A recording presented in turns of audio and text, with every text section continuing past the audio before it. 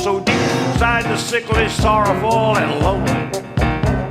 Oh, I was down beneath the bottom when my vacant staring got them proudly promenading like they owned the street in all its sneaking masses, freeing fumes and giving gas to the acrid and exhausted air.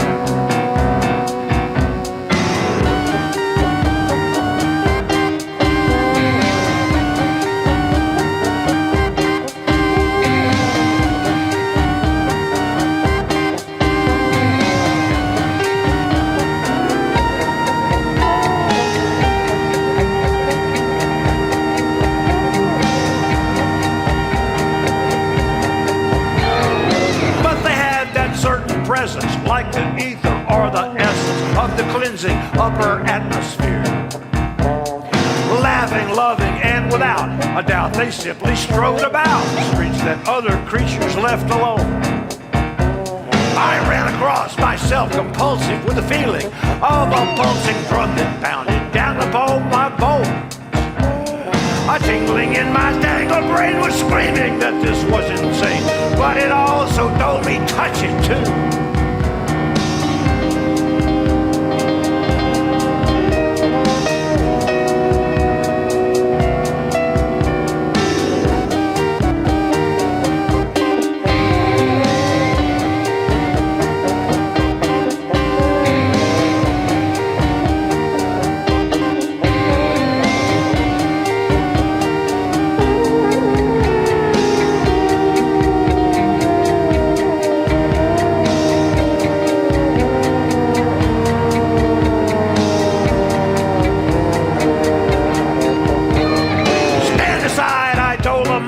And with that, I made my passage from the lonely to the chosen few.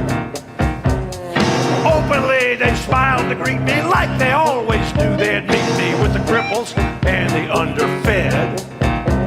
I knew I must appear as someone far beyond the common come on, so I could not say my name was Ed.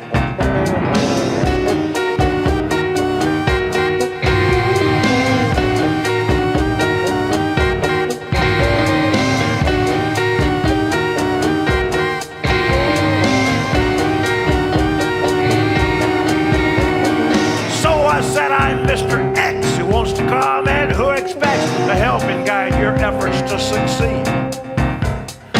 They laughed a little bit at me and then said, Mr. X indeed, and hugged me.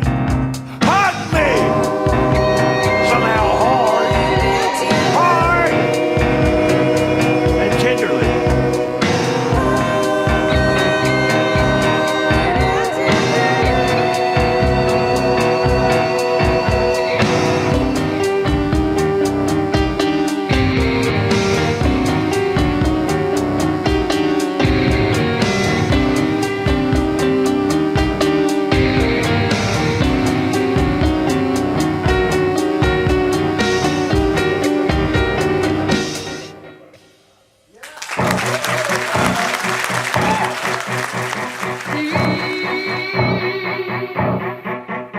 Once when we were on a bus between some cities, we discussed the things that happened in their early years.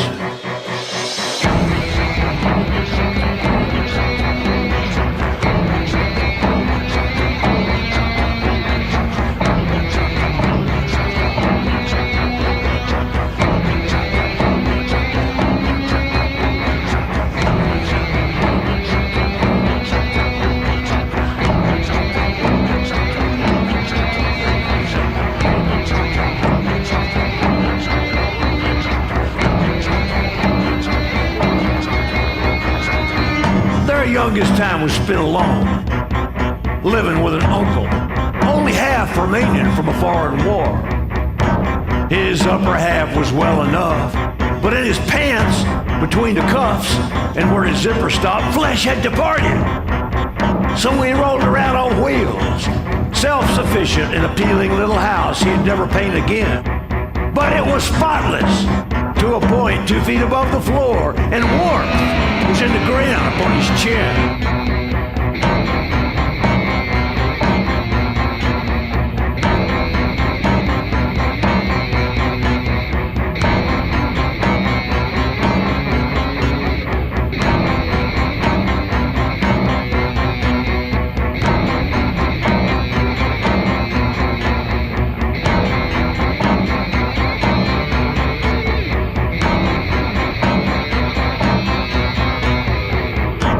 people that they met were few, and might have been disturbed by two who looked so strange and oddly intertwined.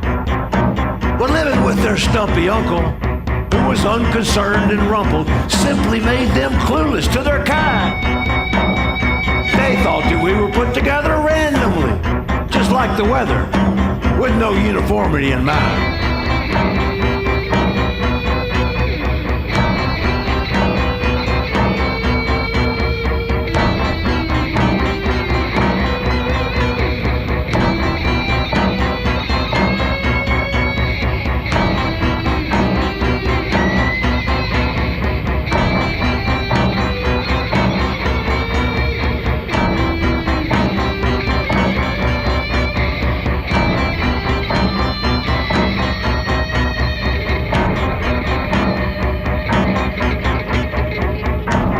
Vision only lasted for a while, until he passed away, and they were sent off to a home.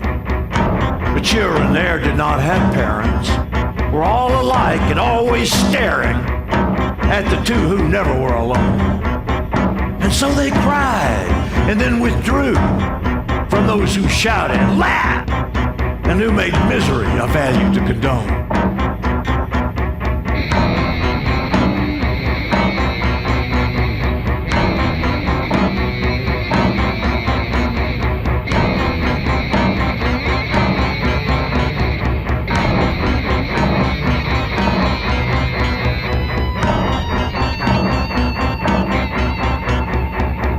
Once outside, they heard some children shouting that a car had killed one of their pets out in the road ahead. As they approached the fallen dog, some blood appeared, and then they saw its quivering and disconnected leg. So they kneeled upon the ground and lifted up the leg they found and wedged it down below their necks, where their bodies were united. Then the sun, which had been blinding, winked, and in a moment, all was dark. Suddenly, the air was still, as apprehension filled the moment like the shadows of a shark. But when the sun returned above them, no one laughed or made fun of them, for the barking dog had been reborn, running free and resurrected, causing them to be respected by those who had avoided them before.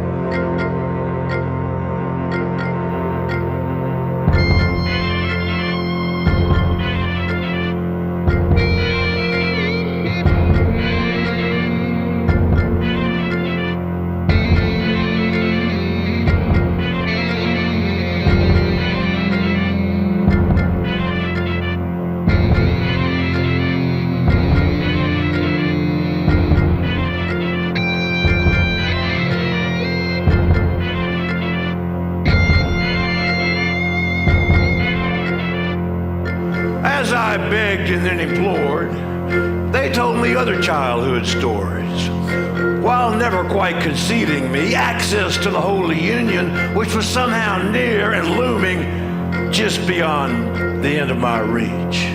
For they had a way of keeping it aloof, while never seeming even vaguely rude or incorrect. Then one day it finally happened. Just before they took a nap, we joked around the room in which they slept. They were laughing at a problem where I hustled out some slob who screamed that they were phonies, fakes, and liars. They snickered at my righteous rage and said that I should act my age, or else they'd have to hold me back next time. I laughed and said that it would take more than just two freaks to make me stop if someone bothered them again. Then at once, we started shoving back and forth until a sudden move caught me completely off my guard. Quickly they surrounded me. Inside a wall of flesh, I found my only freedom rested in a hand that dangled up and down between their sides until I jerked and seemed to watch it flutter down upon their bar.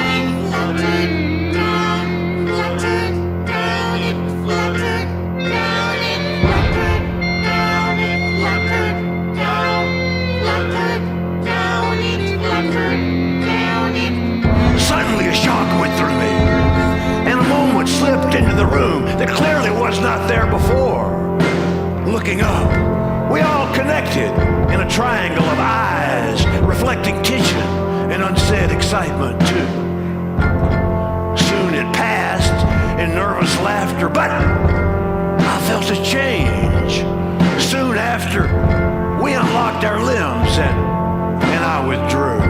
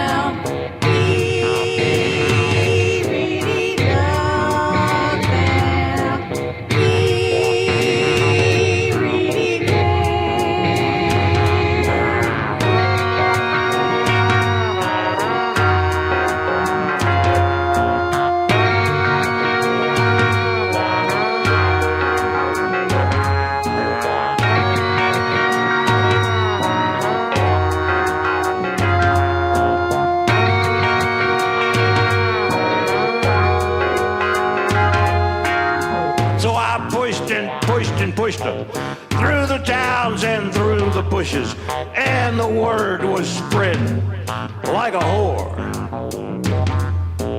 Come and see the holy twosome. They can heal and they can do some things no one ever did before. So they came for holy healing, both the belching and the squealing, and the ones that maybe just were bored.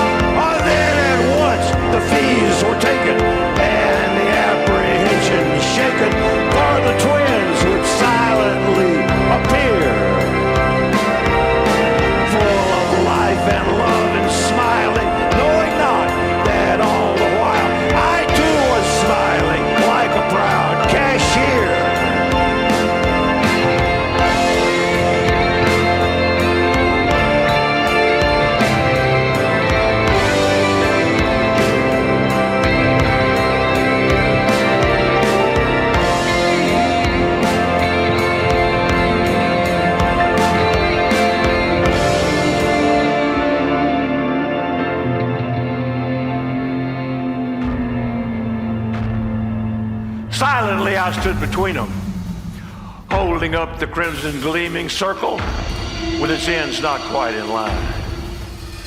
Then I lifted up the cover, softly like it was my lover, and I felt them shudder as they sighed.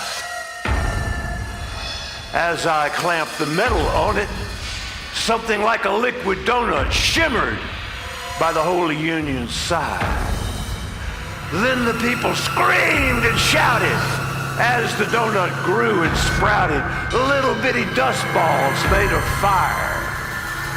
These then soon enough descended down the lines that finally ended at the screams and unbelieving cries. For soon the cripples would be walking and the dummies would be talking, but no one knew exactly how or why.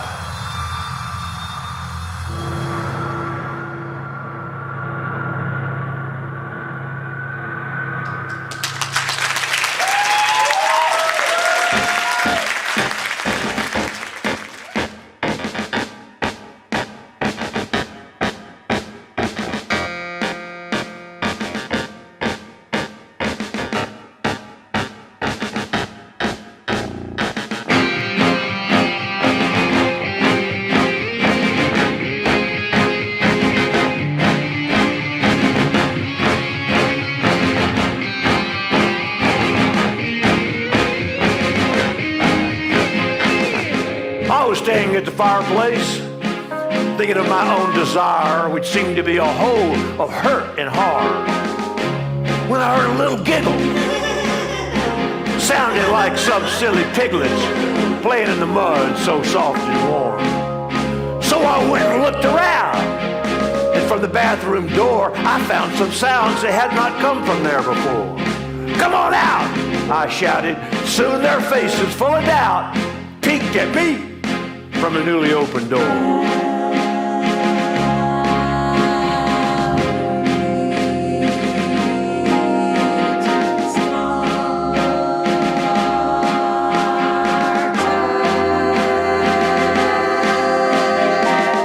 They said that they were having fun with something that someone had left inside a little leather pouch. "Let me see," I said, and took it with a snatch that left a crooked smile across the corner of my mouth. It was a smooth and shiny object with a purpose and a job I recognized and easily defined. Looking up, I saw one pair of eyes that boldly stabbed and stared deep into the secrets of my mind. I knew it once. It was the she thing, not the they, and not the he thing, looking back at me in my desire. Inflamed, I reached and pulled her close, but then I had them both off balance, and we fell into a pile of quivering and awkward bodies, arms and legs and elbows caught beneath the rat and in between us all.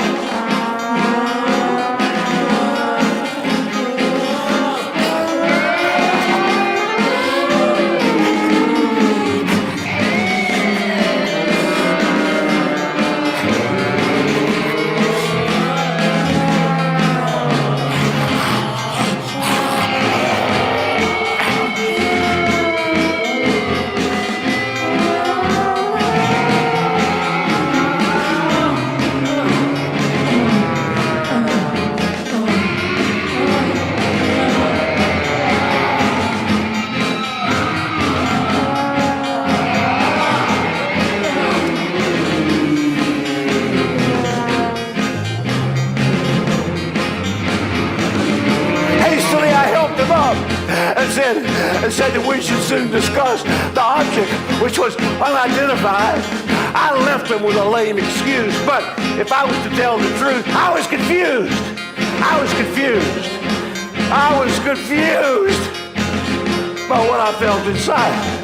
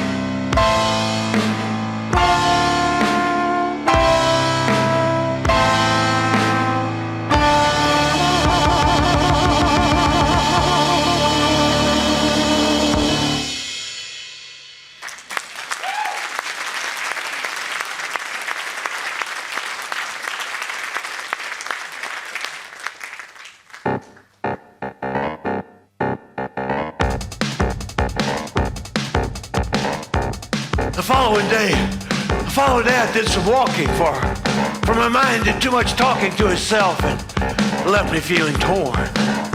I thought of our last episode and how it ruptured and eroded feelings from my closely guarded core.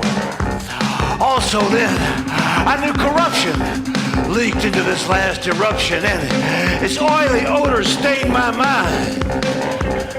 Long ago, I knew that I was sly perhaps and not too nice, but underneath, I thought my goals sublime. But now, how could I tolerate behavior that could suffocate innocence that could not be renewed? Desire conflicted in my mind with thoughts I once had found divine, and torment twisted me between the two.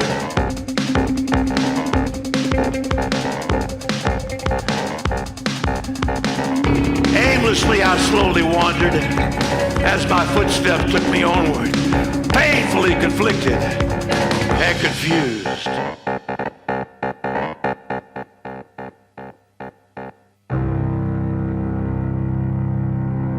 Soon I found myself distracted by a window that attracted barbers to a display of their wares.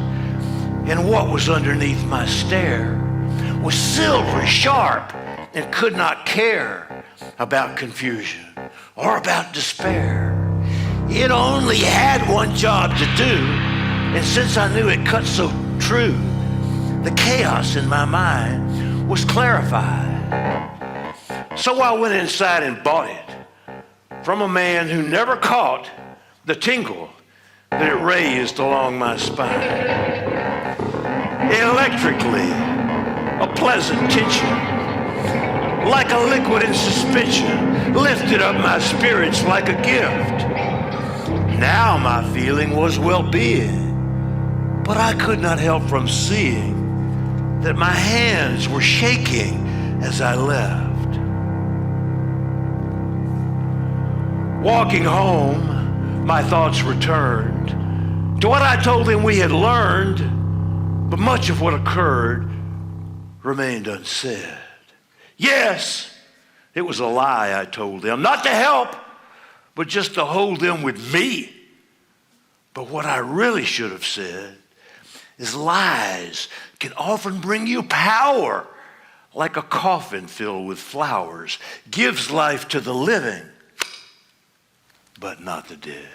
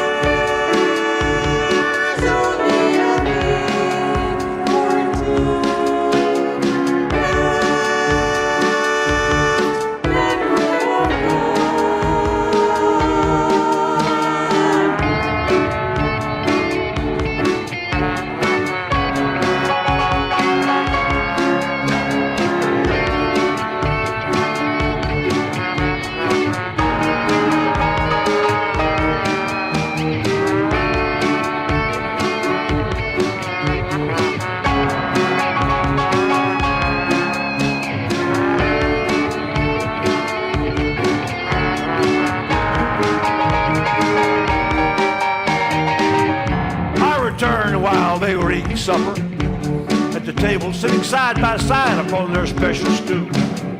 So I said when they were finished with their whole wheat toast and spinach, we should go back to the secret room that had only been constructed recently to be conductive to the force that grew around the twins.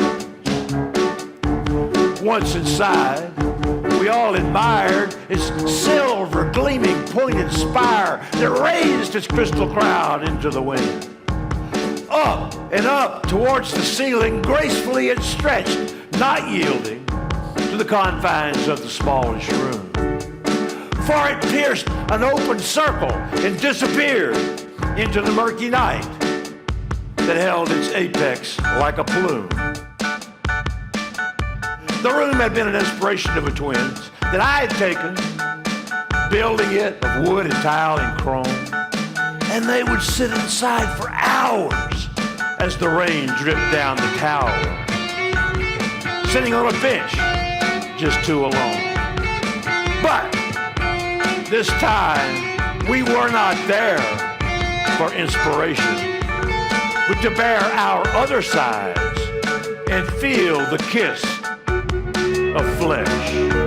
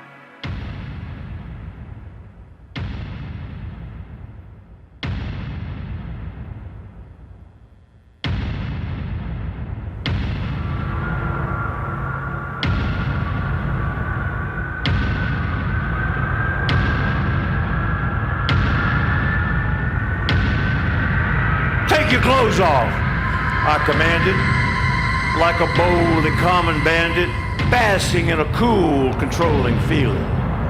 I was standing back behind them with a length of line to tie them once their nakedness had been revealed. Kneel, I said, becoming heated, for the task had been completed, and I felt my goal was drawing near. Then I heard a little snicker. What was that? I said. And giggles swarmed around me like a storm. Stop it, stop it, stop, I said. But they seemed to spread and spread. Stop it, or I won't show you anymore. We can't believe that you're so dumb to think we needed anyone to show us what we've always known about. What?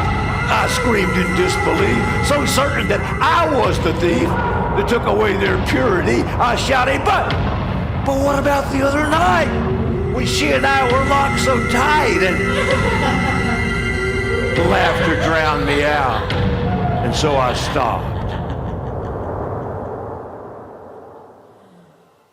What makes you think it was her? The mocking voices said with words that cut me like a gutted frog, but I know it must have been because I smelled her heated skin and Don't you see there is no she now?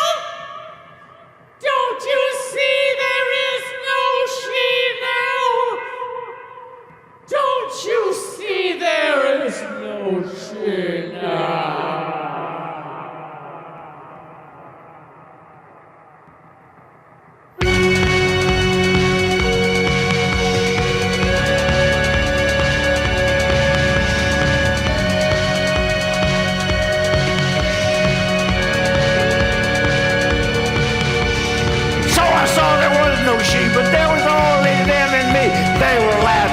my face too loud.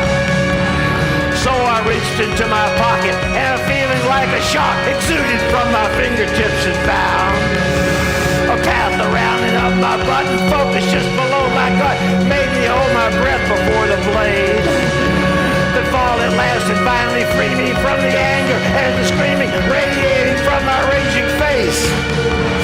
So I slit the holy union, turning it into a wound, gaped apart and bled upon the ground, causing me to fire my passion as I stared into the gash that quivered like a disemboweled trout.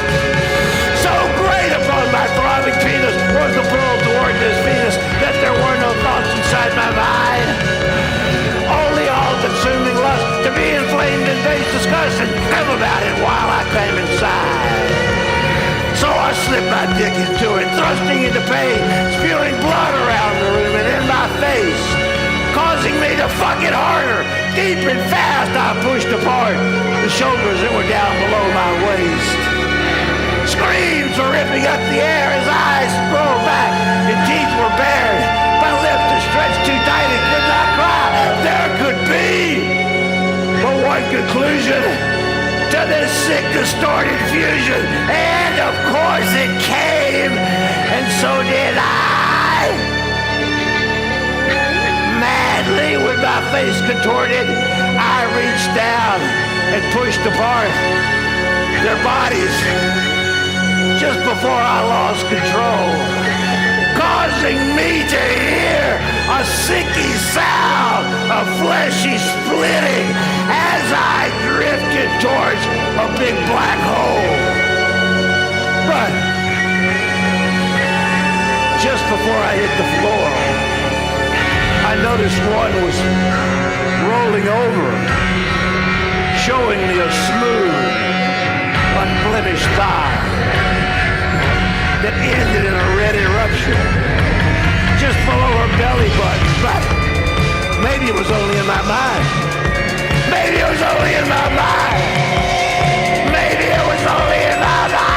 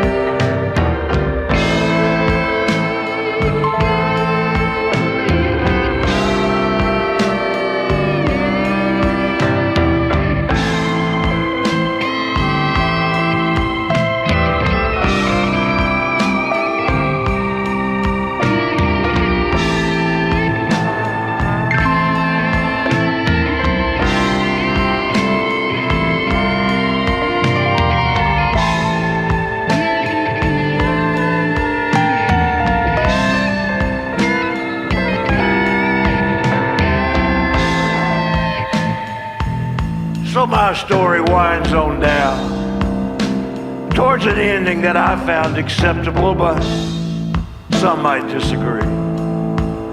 I've lived my life and taken chances, and if some were strange by standards that were less important than my needs, well, I guess I could be seen as crooked, evil, bent, and twisted, looking down upon the strings I tried to pull. But I see the strings extended up and down and never ended as we dance around ourselves like fools to the tunes that only we hear and the voices only we fear, each inside a solitary island. But the contact that we do make as we give and take abuse stays, and its value only multiplies.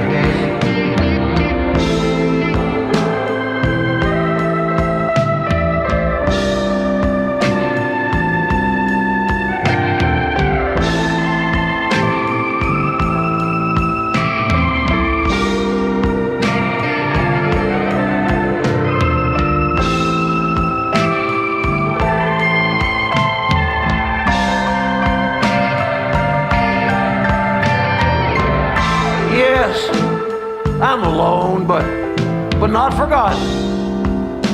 For each comes and sees me often, sitting on a stool shaped like a heart. And we laugh and reminisce about a life that once was bliss, before an act of passion made us part. Yeah, they're still together, but their bond is made of leather, not the flesh and blood it used to be. They're full of life and healing, but has a different feeling. And only for the few that have the need of pain and pleasure when they merge, indulging in insistent urgency that only lives for seconds at a time. For pain and pleasure are the twins that slightly out of focus spin around us till we finally realize that everything that gives us pleasure also gives us pain to measure it by. And in order to survive all our lives, we love illusion, neatly caught between confusion and the need to know we are alive.